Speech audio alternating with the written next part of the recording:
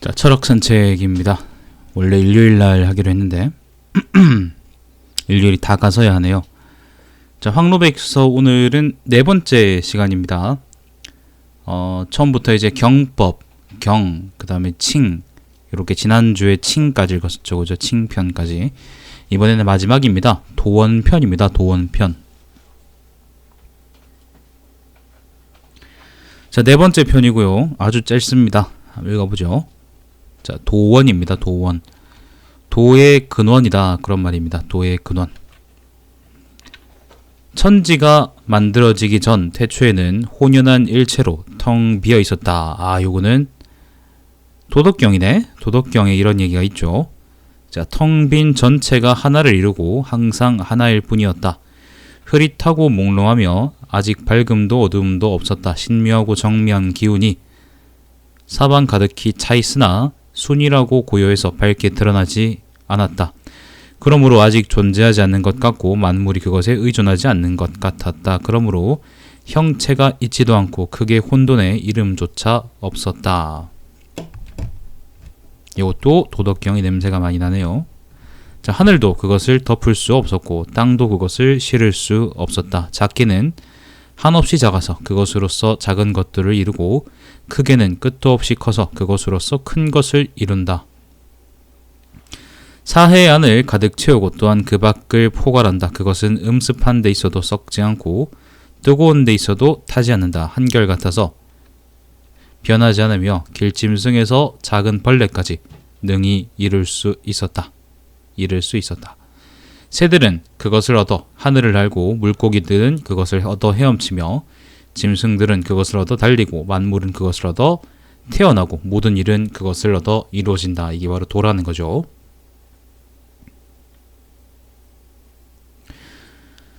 사람들은 모두 그것에 의해 살아가지만 그 이름을 알지 못하고 사람들은 모두 그것을 이용하지만 그 형체를 보지 못한다. 하나 일자요. 일은 그것의 이름이고 비어있음은 그것의 거처이고. 원문이 이렇습니다. 일자 기호야, 그 다음에 허 기사야, 사자인가?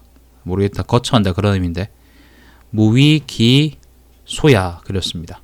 그러니까 하나라는 것은 그것의 이름이고 그것을 부름이고, 허는 비어있다 할 때 허자 있죠, 그죠? 허는 그것의 거처이고, 함이 없음 무위는 그것의 본바탕이며, 조화로울 화자 있죠, 그죠? 화는 그것의 작용이다. 그런 까닭에 지상이라는 것은 지극히 높은 도는 높아서 살필 수가 없고 깊어서 헤아릴 수가 없다. 환히 빛나고 밝아서 능히 이름을 붙이지 못하고 끝없이 크고 넓어서 능히 형체를 그리지 못하며 홀로 서 있어 짝하는 것이 없으니 만물이 그에게 명령할 수가 없다.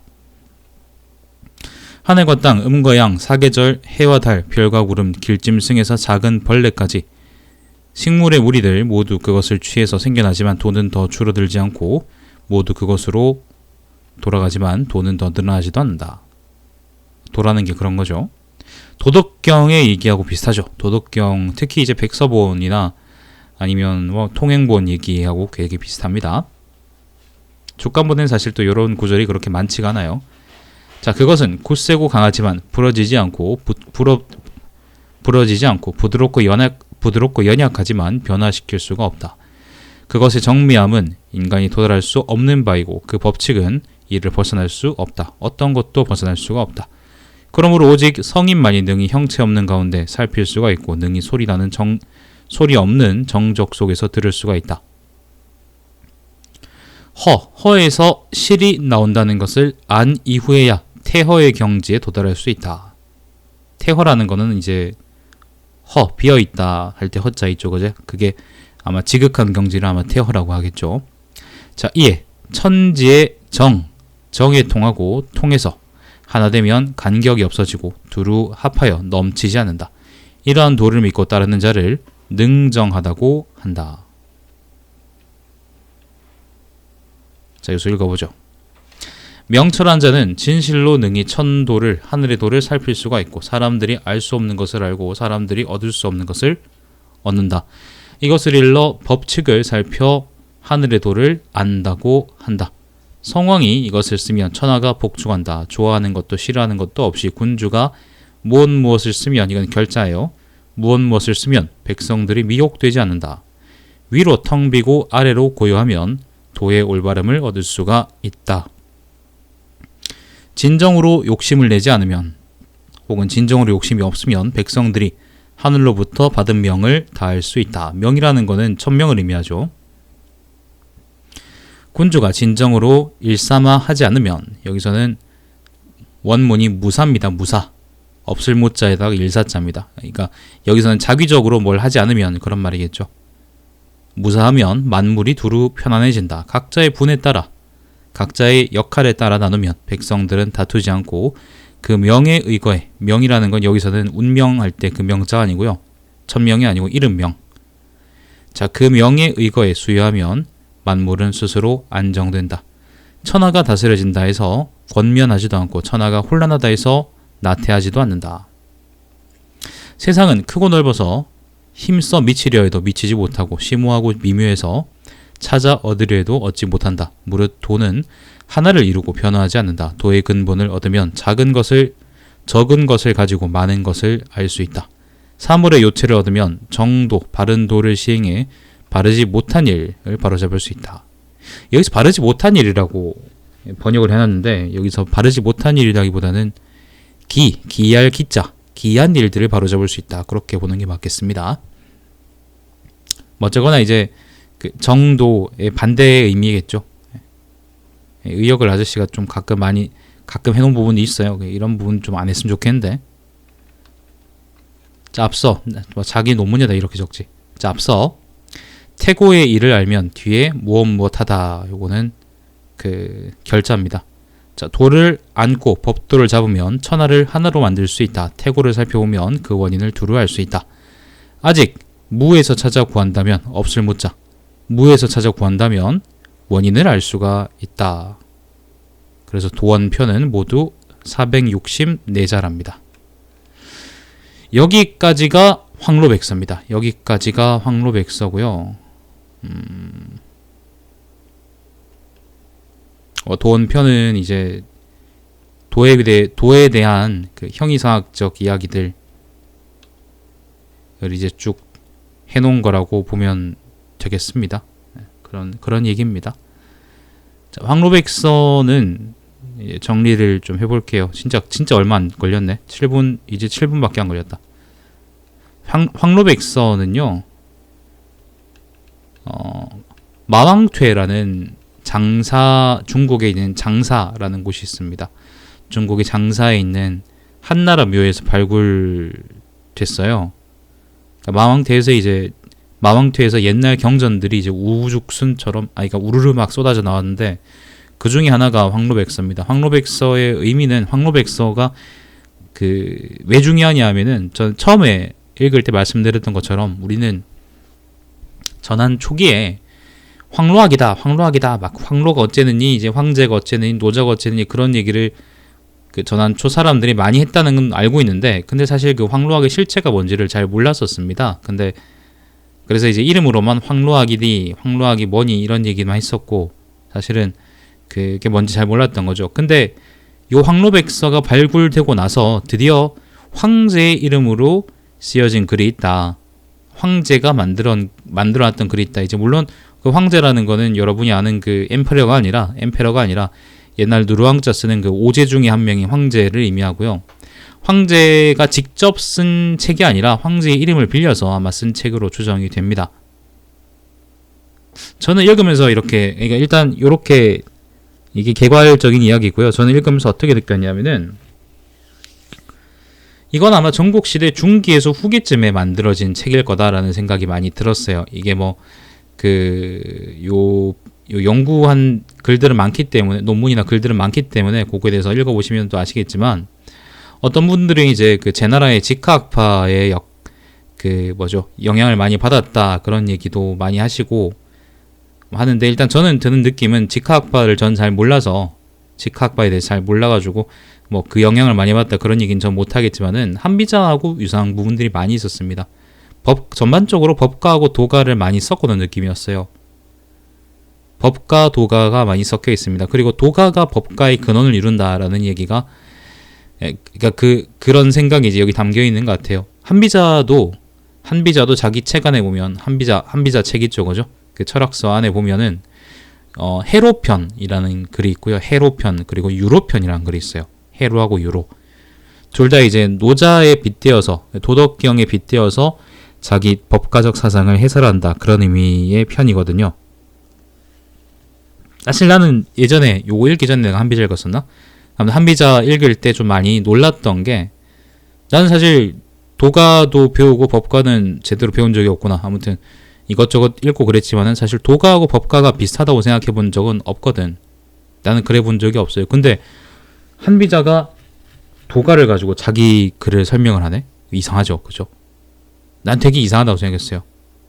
근데 이제 어떻게 보면 또 말이 되기도 해. 그러니까 어떻게 읽어보면 또 말이 되기도 하고. 그런데 도가의 정치사상이라는 건 사실 뭐 별거 없습니다. 그 사람들 괴롭히지 마라, 예를 들면 뭐 단적으로 얘기하면 그런 거고, 뭐 길게 얘기하면 이제 끝도 없이 또 얘기가 많아지겠지만은, 그런 단순 명료한 이야기, 도라는 게 이제 도가에서는 세상 돌아가는 이치이자 세상의 근원이자 세상 만물의 근원이고, 세상 만물 그 자체이기도 하고, 세상 만물을 이루고 있는 뭐기도 하고, 아무튼 그런 게 다 도란 말이야.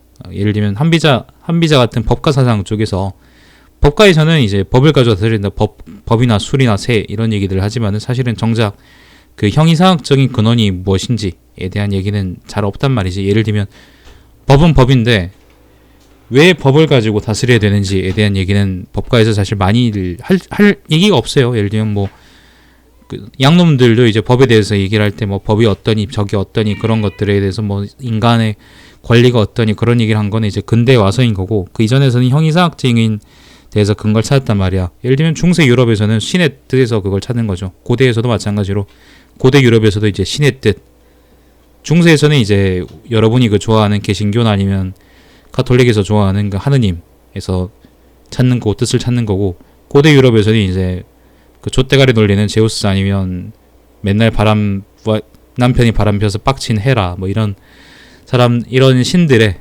그걸 뜻을 빌려가지고 법을 만드는 거죠. 거기다가 이제 그걸 구실로 붙여서 이제 적당히 사람들이 지키고 살아야 될 것들을 만드는 거고, 그러면 고대 동양에서의 법이라는 건 어떤 거냐? 왕의 뜻이었던 거죠. 왕의 뜻이자 공공선이자 어떤 의미에서는, 그리고 어떤 의미에서는 정치를 바르게 하는 것이자, 그런 거였는데, 법가 사상가들은 그래서 전국시대 중기, 후기, 적어도 한비자가 작성된 연대도 아마 전국시대 후기나 중기쯤으로 보니까 적어도 한비자 때는 법가 사상의 형이상학적인 근거를 아마 도가에서 찾았던 것 같습니다. 그래서 그 한비자에도 유로편, 해로편이 있는 것이고, 황로백서 요 책 있죠, 그죠? 요 그래서도 도가를 형이상학적인 근원으로 보고, 그리고 법가를 실천 철학적인 관점에서 보고 있는 것 같아요. 물론 이제 그 설명이 막 아주 타당하냐 그러면은 나는 그건 잘 모르겠습니다. 나는 이제 형이상학 그런 거 되게 싫어하는 사람이고, 뭐 끼워 맞추는 거지. 코에 걸면 코걸이고 귀에 걸면 귀걸이가 이제 형이상학이기 때문에 난 별로 좋은 얘기는 못 해주겠다마는, 아무튼 그런 시도가 있었고, 그게 아마 황로백서만의 특징이 아니라 한비자 같은 이제 다른 법가, 전국시대 중기 말기 중후기, 아무튼 그때쯤 전국시대 끝나갈 때쯤에 법가의 특징이 이런 것이었을 거다라고 추측을 하는 겁니다. 그게 바로 황로백서에서, 그러니까 한비자에서 그럴까라고 이제 생각했던 것들이 이제 황로백서를 통해서 한 번 더 확인되는 거죠. 근데 사실은 도가 사람들도 그렇게 생각했는지는 잘 모르겠습니다. 그거는 알 수가 없어요. 무슨 말이냐면은, 일단 도덕경 자체도 그 예를 들면 이게 도덕경이 예를 들면 완전히 위작이냐 뭐 그런 얘기는 이제는 잘 안 하겠지만, 사람들이 적어도 이제 판본에 따라서 이 내용이 진짜 도덕경이 어느 게 진짜 도덕경이냐, 아니면은 예를 들면 뭐 그런 얘기들, 아니 어느 게 더 노자의 뜻에 가깝냐, 그런 얘기들은 아직 사실 남아 있는 거고, 뭐 각자의 입장은 각자 입장이다 뭐 그렇게 두고 이제 논쟁이 끝난 것처럼 보이긴 하는데, 왜냐하면 사실 더 더 이제 사료 같은 게 없으니까 그냥 요걸로 끝난 것 같은데, 제 입장에서는 저는 이제 주간본 도덕경이 노자의 진본에 가장 가깝다고 생각을 하는 거고, 거기서는 이제 통치자의 관점에서, 사실 백서본도 마찬가지입니다. 큰 의미에서 통치자의 관점에서 노자는 도덕경을 썼어요. 그러니까 누굴 다스리고 뭐 누굴 다스리고, 이게 피지배자의 관점이 아니라 지배자의 관점에서 어떻게 정치해야 된다는 얘기를 도덕경에다가 노자가 써놓은 거야. 근데 거기다가 이제 뭐 세세한 뉘앙스, 예를 들면 국가가 작아야 되느니 뭐 이런 얘기들 있잖아. 그런 얘기들은 나중에 아마 내 생각엔 덧붙여진 것 같아요. 그러니까 춘추시대 말기쯤에 작성된 도덕경의 진본이라는 게 만약에 있다 그러면, 그 진본이라는 거는 아주 정치사상이라나 아니면 이런 정치사상 쪽에 이제 오히려 중점이 있고, 형이사학은 되게 소박한 거였는데, 나중에 이제 전국시대 초기, 중기, 말기 이렇게 들어가면서 도덕경이 개작되거나 아니면 거기다가 윤색되거나 아니면은 거기다가 내용이 덧붙여지면서, 아마도 그 뭐 작은 나라가 어떠니 아니면 뭐 도가 뭐 형이사학적으로 어떠니 저쩌니 그런 얘기들이 막 덧붙여진 것 같아요. 그러면서 어떤 의미에서는 육아하고 척을 지기도 하고, 어떤 의미에서는 육아하고 친하게 지내기도 하고 그랬던 것 같은데, 근데 내가 도덕경에 관해서 얘기할 때 늘 하는 말인 것처럼, 도가라고 이제 사마천이 그걸 묶어놨다고 해서 예를 들면 노자하고 그 장자 같은 사람들이 다 같은 학파라고 볼 수는 없어요. 만약에 도가의 시조가 이제 노자고 거기서 나중에 뭐 크게 갈라져 나온 사람이 장자다, 그렇게 볼 수 있겠지만은, 예를 들면 장자가 노자의 가르침을 곧바로 이어받아가지고 열심히 이제 공부했던 그런 사람이다, 그렇게 난 볼 수는 없다고 생각하거든요. 왜냐면 말하는 바가 다르니까. 아까 노자는 통치자의 관점에서 쓴 철학이라고 했잖아요. 근데 장자는 정반대거든요. 통치받는 사람, 피지배자, 백성, 인간의 관점에서 자유에 대해서 얘기한단 말이야. 정반대의 이야기를 하는 거죠. 근데 이게 그러면 같은 도간에서의 그게 바리에이션을 볼 수 있냐? 나는 그건 잘 모르겠어요. 난 좀 벗어난 얘기라고 생각하고, 그래서 아마 노자하고 장자는 같은, 둘 다 이제 도를 얘기하긴 하는데, 둘 다 도를 얘기한다고 그걸 같이 이제 노가라고 그냥 묶어서 얘기할 수 있냐? 그건 아니라고 생각하거든요. 그래서 도가가 맨 처음에 노자라는 사람이, 맨 처음에 노자가 도에 대해서 이제 뭐라 얘기하면서 이런저런 얘기를 했다. 그리고 그걸 나중에 후대 사람들이 갖다 쓴 거죠. 예를 들면 장자는 예를 들면 노자의 도를 가지고 자기 하고 싶은 얘기를 하고, 누구는 또 도를 가지고 이제 자기 하고 싶은 얘기를 하고 그런단 말이지. 그 중에 법가 사람들은, 한비자나 신자 이런 법가 사람들 있잖아, 그지? 이런 법가 사람들은 장자가 아니라 노자의 도를 가지고 와서 그걸 형이사학적인 근거로 삼아서 법가적인